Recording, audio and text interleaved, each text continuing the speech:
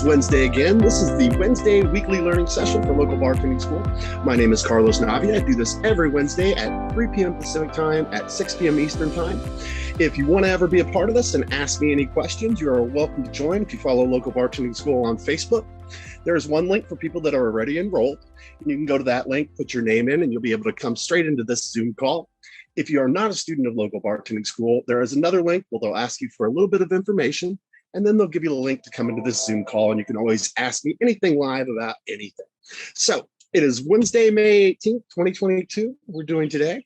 And we always like to talk about some different things. When we do the Wednesday weekly learning session, I am battling some bad allergies today. So we're going to see how this goes and see if we can kind of power through it here a little bit and see if we can still make this work.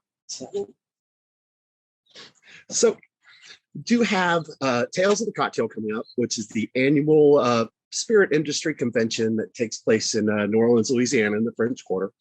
Because of COVID, they have been doing it virtual for the last 2 years, and it will be virtual again this year. You go to talesofthecocktail.org. It is a nonprofit society that's for the advancement of the hospitality industry. You can sign up for their newsletters. I get emails from them all the time about stuff that's going on. A lot of it now is about Tales of the Cocktail and the Spirit Awards and the stuff they have going on that they're going to be doing in July, and that's July 26th to 29th. And if you do go to their website, you will be able to download an app where you can virtually participate in Tales of the Cocktail. It's been 100% free for the last 2 years. I don't know why it would change this year, but it's very fun because they have panels of people all around the world. And if you're, in one of the live panels, you can type a question in and a moderator will ask them the question and they'll answer your question. So it's very cool that you can talk to people from all over the world and share ideas with people from all over the world. I find just the posts that people put up and some of the answers to them to be great. Made some good friends there. Can't wait to see them, and talk to some of them again this year. So it is a lot of fun, and I definitely recommend signing up for Tales of the Cocktail and being a part of the annual Tales of the Cocktail convention that's coming up here in July.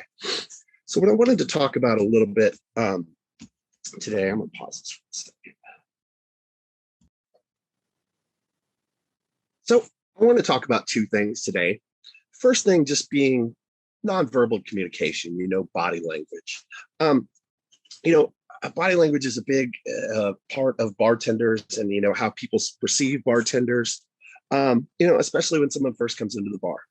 They're going to see the bartender. They're going to get a first impression of that bartender. A lot of it's based on their body language and what they're doing and how they're standing and how they're talking to people.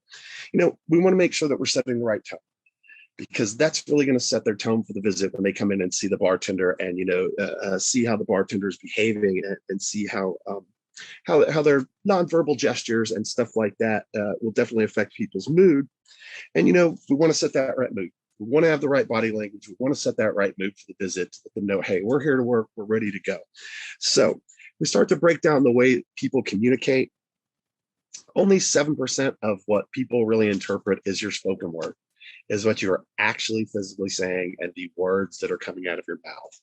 38% is the way we say it.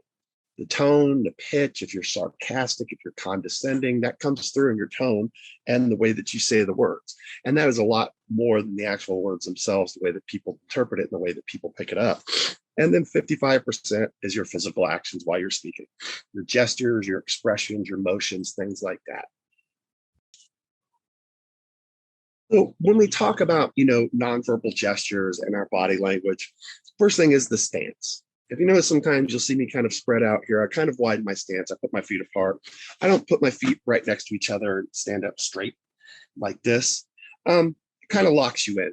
Put your feet next together, stand up straight, you lock your knees. It kind of locks you in, makes you look a little stiff.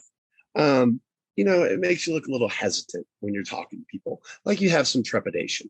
So widen your stance a little bit, get your feet about shoulder width apart so that you're able to kind of give a little bend in your knees. You're going to look more relaxed. You're going to look ready to go. You're going to look like you're having more fun than if you just stand up, knees locked, feet together at attention. So widen your stance a little bit, get a little bend in the knees, kind of like we do in sports, be ready to go. It is a physical activity. We are moving around, and doing stuff like that. No one wants a stiff, bartender that's standing up too stiff. Eye contact. When the people first come up, I'm definitely going to make eye contact with them. Now, I was reading something that said, You should make eye contact with them long enough to where you can see what the color of their eyes are. And I, even with my glasses, I can't see the color of anybody's eyes. And if you're busy, you're definitely not staring into someone's eyes or trying to make it look too creepy or anything like that. So, but I want to make eye contact with people. And even in a busy situation where, I can't take too much time with people, I can make eye contact, let them know I see them, give them a little nod. And, that goes a long way for the person, just letting them know I see you, I acknowledge you, I'll get to you when it's your turn.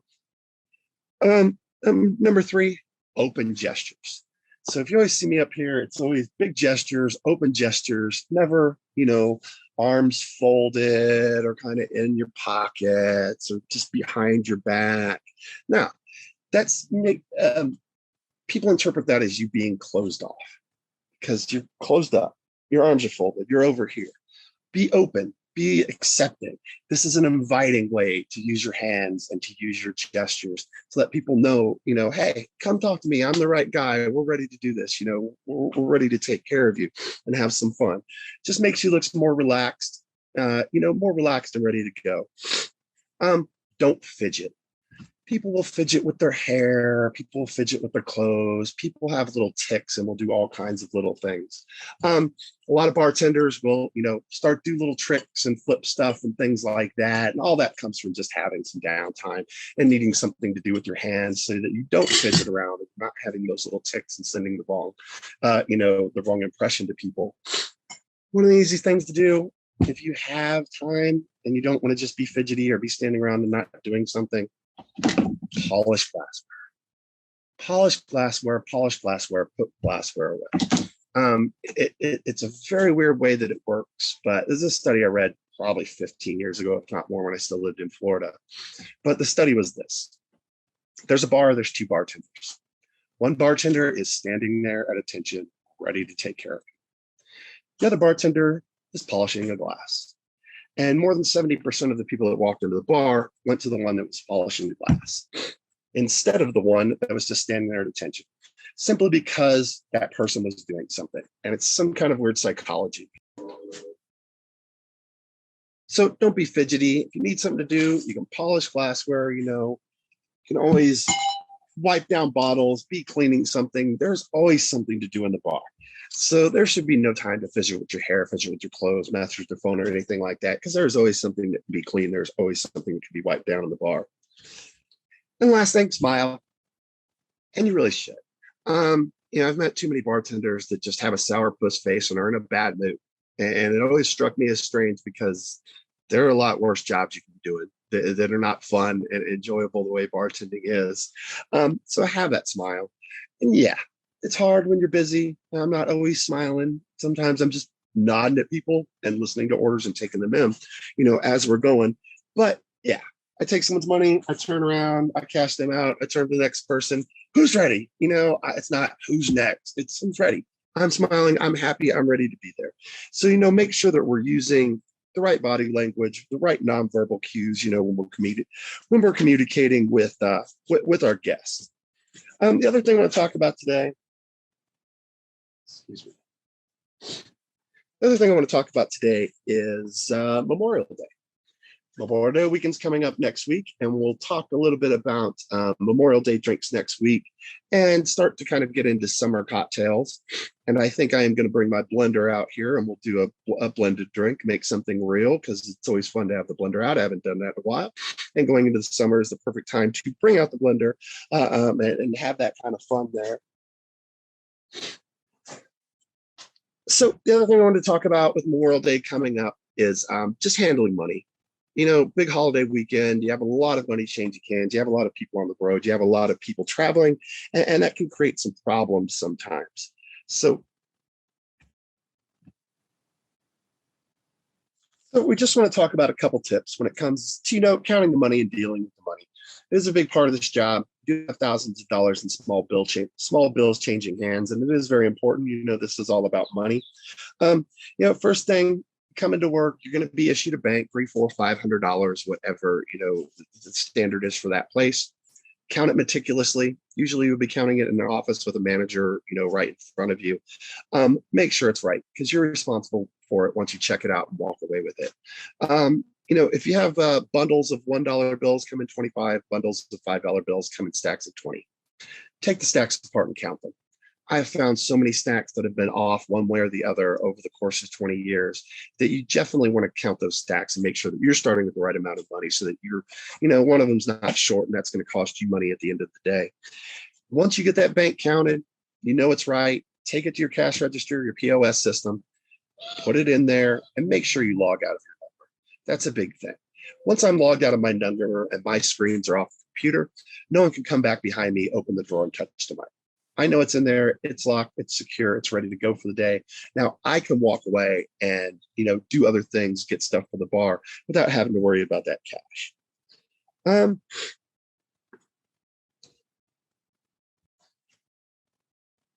right, we're gonna give this one more try here and see if I can get through this because it's not going well.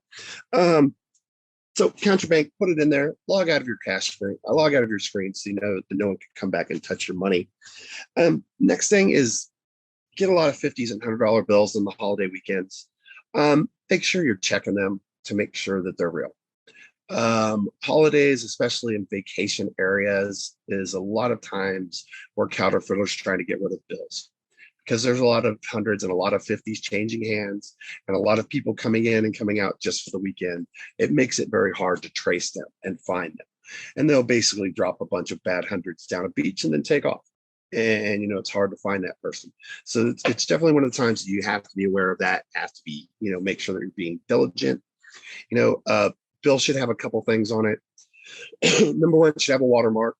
One of the things they were doing when I left Florida a while ago was taking fives and making them into 50s.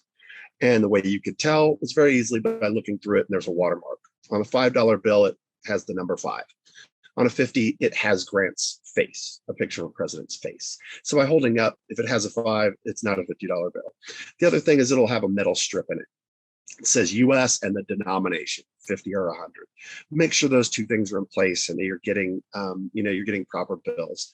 I have seen counterfeit bills taken in at the beach in Florida, and it's very fortunate because it usually ends up falling on the bartender that took the bill in, who's responsible for making up that money. So make sure you're checking them. The other thing with 50s and 100s is make sure you're counting the change back to the customer. You have a lot of times where people are drinking and they'll forget that they already broke a $100 bill. They'll give you a 50, you'll give them change back. They'll think that they gave you 100 and you're giving them change for 100. I've seen it happen so many times that one of the hotels I worked at here in Central California actually installed a camera in the ceiling. And that camera looks down right at the cash drawer. It can see the denominations that go in and out of the drawer.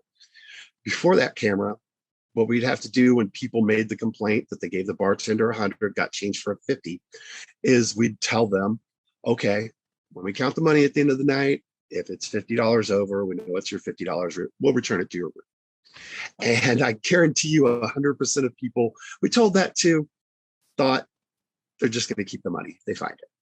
Because I'm sure that's what people think. So they put that camera in. Now there's a new system. When that happens now, because it happens all the time, manager will come over with her phone. We'll show them the camera of them handing the bartender the money. We'll show them the camera of the money going into the cash drawer. No, it was indeed a $50 bill right there. It was not 100. And that's, how they've battled it. Count it back to the people. Your drinks are $14.50, it's 20, 40, 60, 80, 1, 2, 3, 4, 5, 50 is your change. Always break it down, give them some $1 bills to tip with. I don't ever assume anybody's going to give me a certain amount as a tip. If they do push it all back towards me, I'm just going to throw in my jar, turn it back into the restaurant at the end of the night anyway, and take home the big bills. So not a big deal. Make sure you're giving people change to tip you with. And count it back to them. At the end of the night, we're going to count the bank back down once again to whatever we started with, that $1, $2, $3, $4, $500. The additional cash should match our cash sales for the night. So we print a report out. It's going to say what our cash sales are, what we should turn into the restaurant or the bar, and that should match the cash we have. Now, most places will let the servers or the bartenders, I should say, take their credit card tips out of the cash sales. Very simply meaning, if I look at my report, it says I have $100 in credit card tips. I have $500 in cash sales. I would simply give the restaurant back $400 take my $100 in cash tips out, and we call it even. Now, some places don't do that. Some places will wait to the end of the week or the end of the 2-week period and put it on your paycheck. I never had a problem with this. It has to do with the way credit cards work. I do understand the philosophy behind it and why it is done that way. I think the biggest thing is just make sure that you're keeping track of it so that you get the right amount on your paycheck. People make mistakes, and I think it's less that they're dishonest and more that people are bad at math and careless when it's not their money. It's someone else's money. They just don't care that much. So, make sure you're keeping track of it to make sure that your paychecks are right and getting paid properly. Easiest way to do that, print a separate copy of your report at the end of the night. You'll have a report for your sales. You're going to turn one in to the restaurant or the bar with the money. I'm also going to print another one. I'm going to fold it up, put it in my pocket, take it out. Okay. It has the date I worked on it. It has the amount of credit card tips owed to me. I'm going to hold on to those, add them all up. When I get my paycheck and I know that number's right, I will throw them away. But I'm holding on to all of them until I get that paycheck and I know that I've been paid properly. If there's a discrepancy, be nice about it, but you should be able to go to accounting and have that taken care of and have them fix that for you. Count it back down, run numbers. And the other thing is, we want to take our tips and turn them back in. So the hotel, restaurant, bar, they need the $1 bills. I don't need to take home the $1 bills. Unless you are going to a certain establishment where a lot of $1 bills are necessary, then maybe take them if it's that going to be that kind of a night for you. But otherwise, I'm turning the small bills back in. I'm taking the hundreds, I'm taking the 50s, I'm taking the 20s. It just saves the manager from having to go to the bank and get change as often. So I'm counting them all out. I'm cashing them in. I'm taking the big bills. But here's the important thing. When you're turning in your money, back to the bar or the restaurant, as well as when, I'm cashing my tips in and taking the big bills, I'm making sure I'm putting them back in proper stacks. Don't give someone hundreds of loose $1 bills back. That's not the proper way to do it. We're counting them back down to the way we receive them. Ones in stacks of 25s, fives in stacks of 20. That's $100. Stack them up that way, rubber band them, clip them. I do always face my money as well.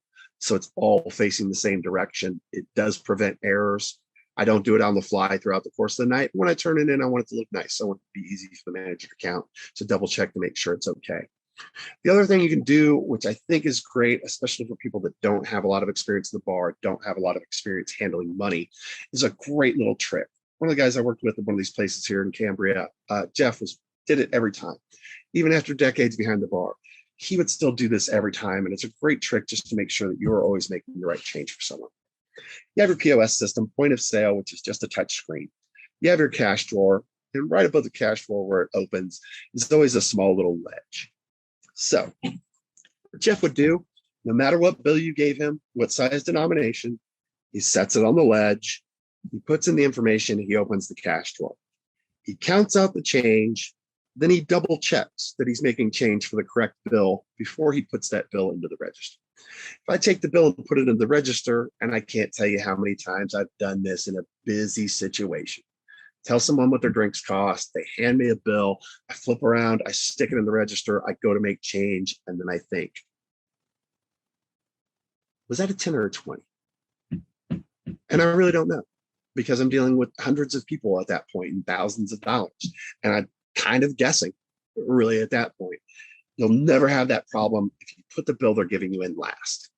Put it on the ledge. Make the change first, double check it's the right change for the bill, then put the bill in and give people the change. And even in that situation, I'm still counting it back. If they've given me a 50 or if they're giving me 100, something like that, I'm definitely counting it back down to them.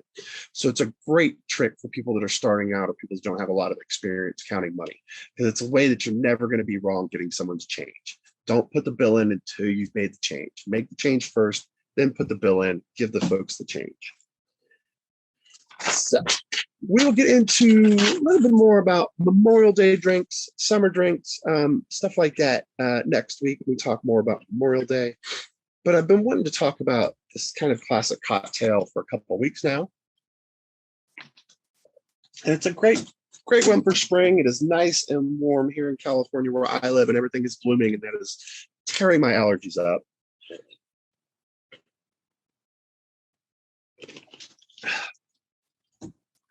But Gimlet is old school classic cocktail. It's been around for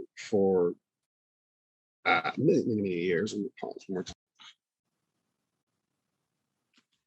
So yeah, no one really knows how long Gimlet's been around or where it originated from. It's believed to have been invented for the Royal British Navy.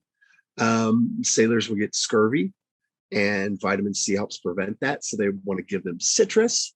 So to get the sailors to drink the lime juice, you mix it with booze and sugar. And thus the gimlet came about, and the sailors would not get, scurvy when they sailed. So that's all it is. Gin, lime juice, sugar. Basically, it's like a gin daiquiri or gin sour is in essence what it is. I think they originally gave the sailors rum, but being Brits and liking gin, someone had the idea to switch it up a little bit and make it a gin drink. Gins for a long time, vodka was kicking their butt. People will do vodka gimlets as well because that's become popular, the rise of vodka.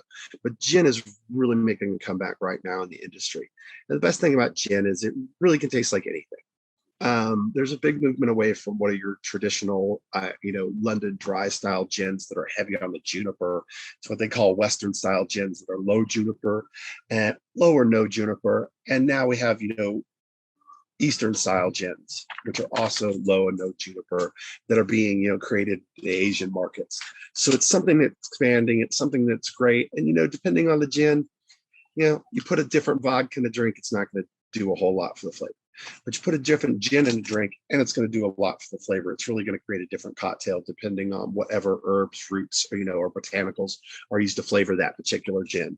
So if we want to do our classic gimlet, and it can be done just like a martini. It can be up or it can be on the rocks. So we'll go ahead and do this one up. I'm going to grab my glass here. And since it is not already chilled, we're going to go ahead and throw some ice in there and let this glass chill out while we're building our classic gimlet here. Got my handy dandy mixing tin.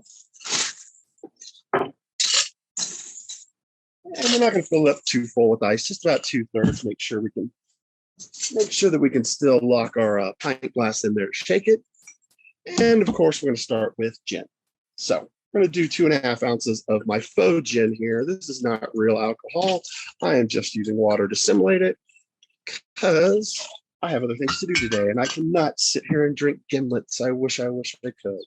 We're also going to put sugar in here to sweeten it up. Now you can use simple syrup. That's just sugar and water. I'm just going to use some raw sugar here and put it in there like that. And a spoonful of sugar cube, a sugar packet from a restaurant are all about the same amount. And that's about a right amount for one cocktail. So I've got that in there. Now I need my main ingredient here, or my main fruit, I should say here, some fresh lime juice.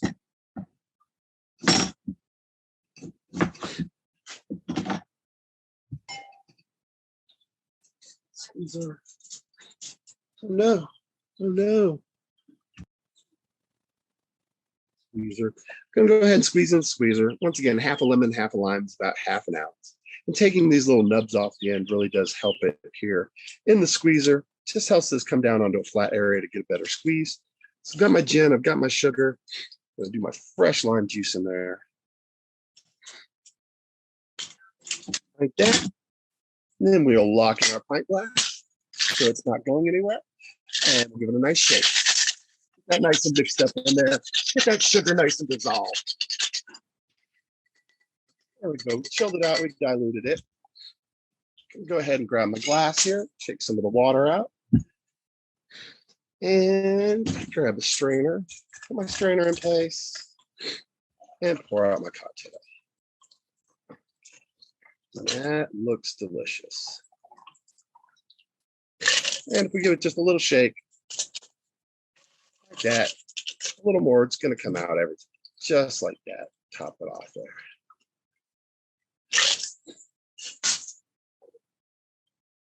So, rinse this out. All right, so you've got a gimlet there. Since we're doing a traditional gimlet here, we'll give it a nice lime wheel. Want it to garnish it?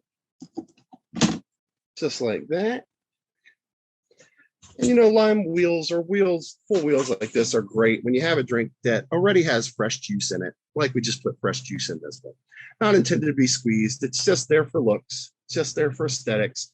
And there we have our classic gimlet served up. So if we want to try some different variations and have some fun with it, there's a lot of different things that people have tried and are doing with gimlets now. So got some other things here we can put into our gimlet to make it a little different. And let's do this one. I got a bucket glass. Let's do one on the rocks. So we'll get our screen out of here. And we'll still go ahead. I got my clean tin now. Still go ahead and mix it in here. What I'm going to do for this one, I'm going to throw some rosemary in here from my garden. And I'm also going to put in about 3 slices here of cucumber. So we're going to do a little bit of a rosemary cucumber gimlet. So I've got that in there. Now, since I'm going to muddle this anyway, because I've got the rosemary in it, I'll just go ahead and cut up half my lime and put the lime juice in there so I can muddle that in there with the rosemary and the cucumbers as well. I'm going to grab my spoon. I'm going to do my spoonful of sugar here to sweeten it up. That. Okay, and then I need, where is that? Okay, there it is. And I got my muddle. And I am going to give this one a nice double strain. So I'm going to go ahead and just muddle up pretty good. So it doesn't matter how much I mash all this stuff up, because none of it's going to end up in the end result cocktail when we're done. There we go. Got that nice in there. Washed off. So now I'm going to come back and get my ice. And I'm going to get my double strainer. There we go. Get my double strainer so that we can double strain it out and not leave anything in there. So once again, we will go ahead with our 2.5 ounces of gin.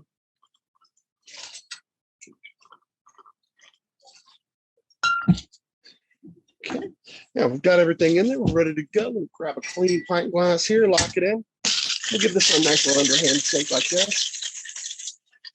We'll get nice and mixed up in there. Pop that one off, and I have a bucket glass. We'll get some fresh ice. And here, as is the trend,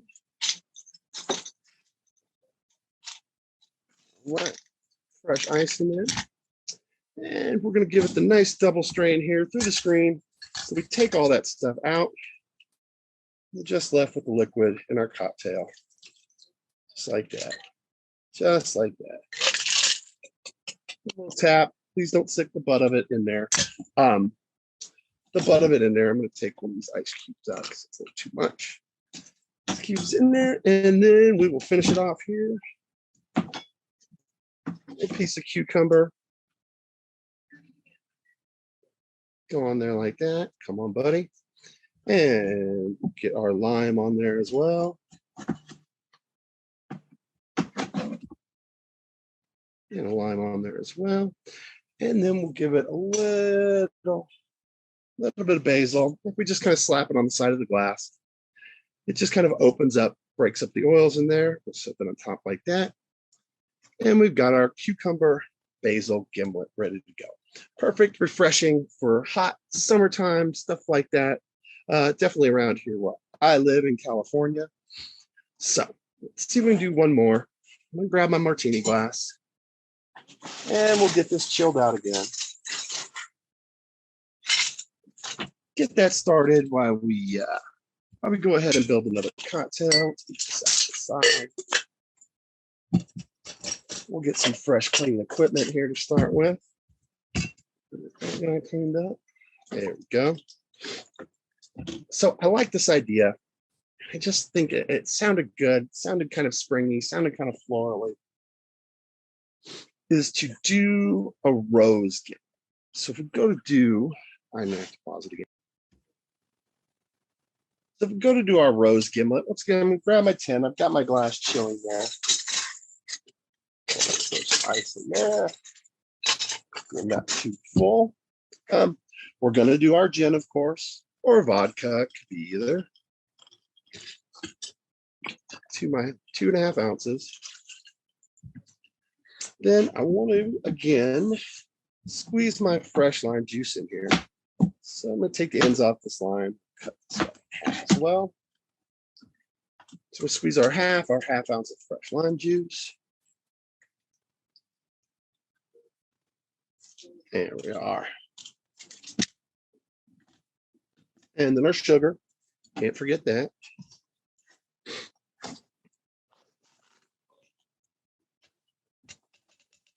And then we're going to make this a rose gimlet. So all I'm going to do is add just a little bit of rose water.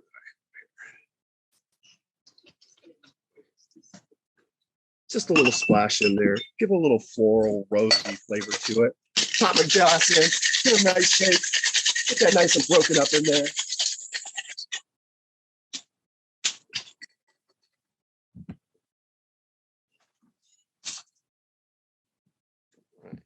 Cleaned up. Let me grab a clean strainer here. And we'll strain out our rose water gimlet. More glass. Give it a shake. A little more is going to come out. Just like that. And then we will garnish it with a nice rose petal. Off a rose. Let me get one off. There we go. Just a nice floating rose petal in the top of it. And we got our rose water gimlet. Just like that. So let me grab my stuff. I'm going to do one more. Cleaned up here. All right. So we'll give one more try. And this one's kind of a take on the gimlet. Call it a south side. So we'll go ahead and we'll do our south side here on the rocks. And we're going to do this one muddling too. Let me grab a clean glass. So we're going to muddle up. I'm going to go ahead and put a quarter of a lime in there. I'm also going to cut up about a quarter of a lemon. So I've got some lemon and some lime juice going into this one. Just like that. Okay, so I got my lime juice. Gonna get my sugar. Get that all muddled in there with my juices. So this one, we've got lemon juice, we've got lime juice, we've got our sugar, and I'm almost missing the secret ingredient, mint. So I've got some mint here from the garden. I'm gonna pick off about 5 or 6 of these mint leaves and throw these down in here into the glass. There we go. Now we can muddle it. I'm going to get the juice out of the fruit. I'm going to break up those pockets of oil that are in the mint leaves, which is what we're looking for, the essence of that mint. And we had a nice sugar, lemon juice, mint mash, similar to a mojito. All right. Now I can go ahead and put my ice in. Just like that. Going to do my 2.5 ounces of gin once again.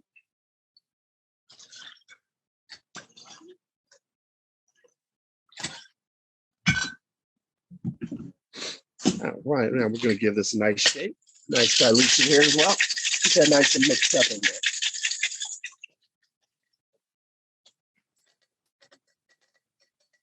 All right. Some fresh ice here in our bucket glass. And we'll get a nice fresh strainer. And we'll strain it out over some fresh ice. Oh, almost forgot my double strain. Where is it? I don't want to get those mint leaves in there, so I'm going to once again give this one the double strain over the rocks like that.